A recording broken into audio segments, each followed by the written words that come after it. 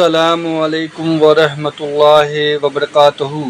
پاکستان میں اتنے پاگل کتے نہیں جتنے پاکستان میں شیخ الحدیث ہیں۔ پہلی تو بات یہ کہ اگر اس جملے کو آپ آؤٹ آف کانٹیکسٹ کاٹ کے دیکھیں تو آپ کی بات بالکل درست ہے، اور میں نے جب بعد میں وہ ویڈیو سنی نا، جب ہم نے اپنے آفیشیل چینل سے اسے اپلوڈ کیا تو میں نے جملہ بیچ میں سے کاٹ دیا تھا۔ یہ وہ جو صحافی ریکارڈ کر کے گیا تھا، اس نے وہ پوری ویڈیو بغیر ایڈیٹنگ کے چڑھائی، اور میں اسے آن کرتا ہوں، میں اس پہ نہیں الزام لگاؤں گا، نہ میں نے اسے منع کیا تھا، لیکن جب میں نے بعد میں سنا تو میں نے اپنے والا جو اپلوڈ کیا ہوا ہے اس میں آپ کو یہ جملہ نہیں ملے گا۔ یہ تو میں آپ کو بتا رہا ہوں کہ میں نے آپ کے اخلاق کا خیال رکھتے ہوئے کیا۔